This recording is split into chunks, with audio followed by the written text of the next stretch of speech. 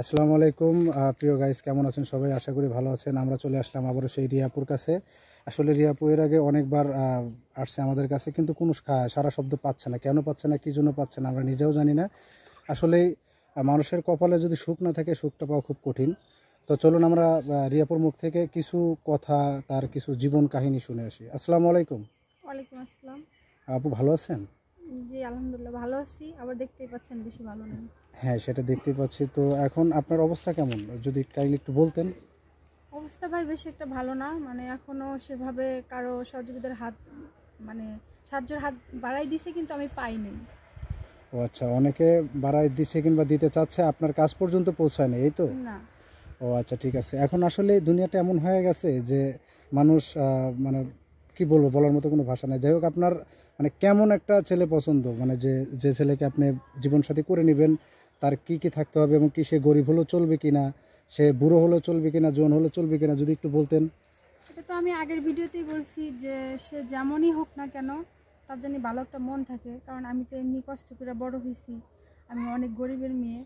সে জানি আমার সুখে রাখে, ভালো থাকি, তার ফ্যামিলিতে যা এটুকে চাই, ডাল ভাত খেয়ে বাইসা থাকতে পারলেই হয়েছে। ও আচ্ছা, প্রিয় দর্শক মণ্ডলী, এ চাচ্ছে এমন একটা মানুষ, এমন একটা মানুষ যে ডাল ভাত খাওয়া তাকে রাখলে সে থাকবে। সে চায় শুধু একটু ভালোবাসা, একটু সুখ, একটু শান্তি। আচ্ছা আপু, যদি কেউ একজন আপনাকে বলে যে আপনাকে আমি বিয়ে করব, বিয়ে করে আমি প্রবাসী নিয়ে চলে আসবো, তাহলে সেক্ষেত্রে আপনি কি করবেন? আপনি কি প্রবাসে যাইতে ইচ্ছুক, রাজি? হ্যাঁ, এখন স্বামী সে যদি তার স্ত্রী আমি হই, সে আমার স্বামী, সে আমাকে যেখানে ডাকবে আমার তো সেখানেই যাইতে হবে, অবশ্যই যাব। ও আচ্ছা, এখন আপনার ফ্যামিলিতে যারা আছে তারা কি মানে যে রাজি হবে, নাকি আপনাকে যে? আমার ফ্যামিলিতে তো কেউ নেই, শুধু আমার নানি আছে। আমার নানি গ্রামে থাকে, আর নানি তো একাই থাকে। আমি যে ঢাকায় আসছি, নানি তো একাই আছে, থাকতে হবে তো হ্যাঁ, আমাকে। তারপরও নানি যেহেতু আপনাকে লালন পালন করছে, বড় করছে, নানির কাছে বড় এখন হয়েছেন। নানির আমার মানে নানির খোঁজ খবর নিতে হবে, কারণ নানি তো আমি ছাড়া কেউ নাই। নানি আমাকে কষ্ট করে বড় করছে, কারণ নানির খোঁজ খবর নিলেই হবে। আসলে আমরা জানি দুনিয়াতে এখনও অনেক ভালো মানুষ আছে। পৃথিবীতে ভালো মানুষ না থাকলে এখনও পৃথিবী চলতো না। এখন আমি চাই, দোয়া করি যে এমন একটা মানুষ আপনার জীবনে আসুক যে আপনাকে ভালোবাসা দিয়ে ভরিয়ে দেবে এবং কি আপনার নানির দায়িত্বটাও সে নেবে। যেহেতু মুরব্বী মানুষ, বাঁচবে আর কয়দিন। সে বাঁচবে, অনেক বয়স হয়ে গেছে না, অসুস্থ সে। এখন আমরা দর্শক মণ্ডলীর কাছে আবেদন করতেছি, যারা যেখান থেকে যে অবস্থায় যেভাবে ভিডিওটা দেখতেছেন, অবশ্যই ভিডিওটা শেয়ার দেবেন বেশি করে, এবং কি এই আপুটার দিকে একটু নজর দিবেন। দেখবেন যে এই আপুটার মনের কথাটা কেউ বুঝতে পারেন কিনা। যদি কেউ বুঝতে পারেন তাহলে অবশ্যই আমাদের স্ক্রিপে দেওয়া নাম্বারটিতে যোগাযোগ করবেন, এবং কি আপুর সাথে কথা বলবেন। ইনি চায় একটা ভালো মনের মানুষ, তাই না আপু? জি, ভালো মনের মানুষ। আর একটা কথা, অনেকে তো বলে যে হ্যাঁ তোমার দায়িত্ব নিব, আমি বিয়ে করব বা টাকা পয়সা পাঠাচ্ছি, এটা বলে তো আর পাঠায় না। ফোনে কথা বলে আর কোনো মানে কোনো সাদা শব্দ দেয় না।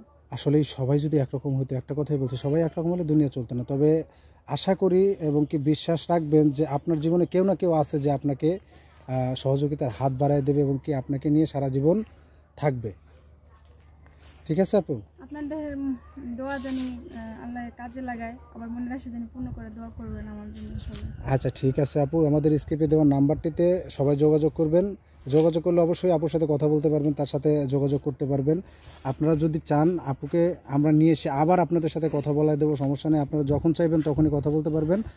দয়া করে কেউ ভিডিও কল দেবেন না, সবসময় অডিও কল দেবেন। ভিডিও কল দিলে ব্লক করতে বাধ্য হবো। সবাই ভালো থাকবেন, সুস্থ থাকবেন। আল্লাহ হাফেজ।